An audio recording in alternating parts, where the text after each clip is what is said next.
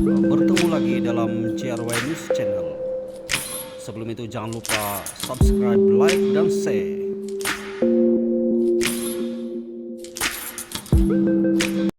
Salam sejahtera buat penonton JRY News Channel. Channel yang mengupas isu politik yang penuh berfakta, berimbang, dan mudah difahami. Ulasan kita kali ini berkaitan dengan seorang tokoh politik yang berada dalam Parti UMNO. Kita teruskan.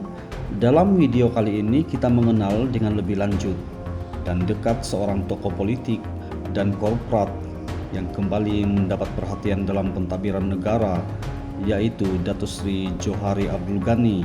Siapakah sebenarnya Johari Abdul Ghani dan bagaimana perjalanan beliau sehingga mampu berada di peringkat tertinggi pentadbiran negara?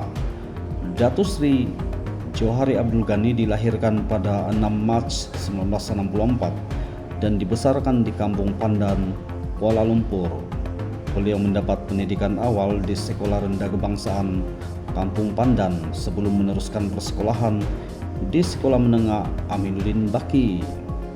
Selepas itu beliau melanjutkan pengajian dalam bidang perakaunan di Institut Teknologi Mara atau ITM.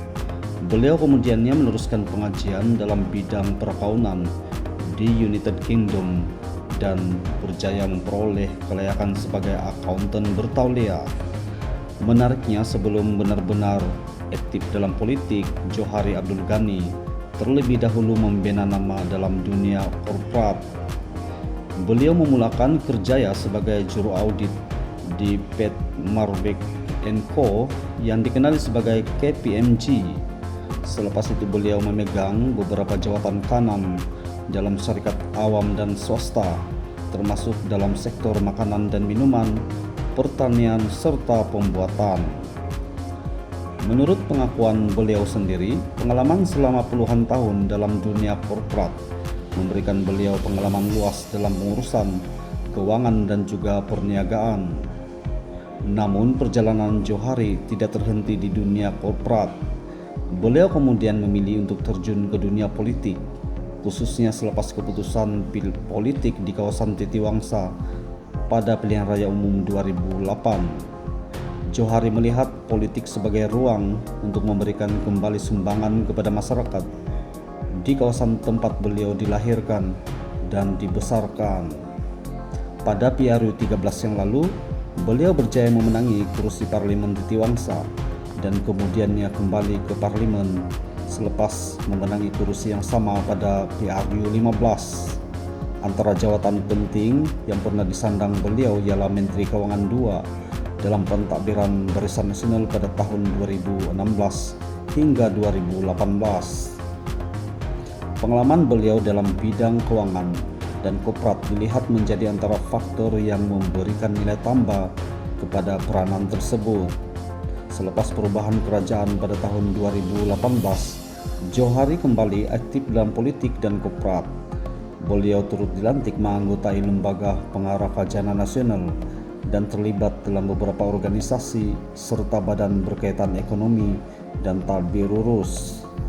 Kemudian pada Desember 2023, Johari sekali lagi kembali ke kabinet apabila dilantik sebagai Menteri Perdagangan dan Komoditi.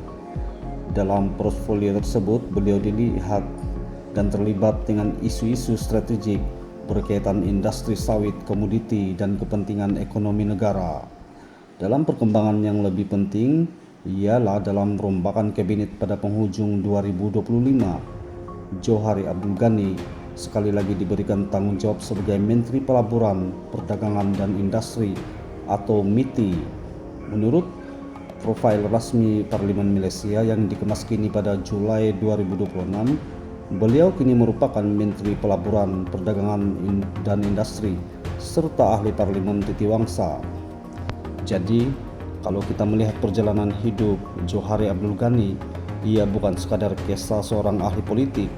Ia adalah perjalanan seorang anak kampung Pandan yang bermula dalam bidang perakaunan, membina pengalaman dalam dunia korporat, kemudian memasuki politik dan akhirnya diberi kepercayaan memegang jawatan-jawatan penting dalam kerajaan. Dengan latar belakang sebagai akuntan, Bertauliah, pengalaman koprat serta pengalaman dalam kabinet, Johari Abdul Ghani kini berdepan tanggung jawab besar untuk membantu mengukuhkan pelaburan, perdagangan dan sektor perindustrian Malaysia. Persoalannya, sejauh manakah pengalaman beliau dalam dunia koprat dan keuangan akan diterjemahkan kepada dasar yang benar-benar memberikan manfaat kepada rakyat dan negara. Itu yang pastinya akan menjadi perhatian ramai terhadap perjalanan Datuk Seri Abdul Ghani. Apapun, semoga terus berjaya. Datuk Seri Abdul Ghani, Menteri MITI Kerajaan Malaysia Madani, pimpinan Datuk Seri Anwar Ibrahim. Jumpa lagi, bye-bye.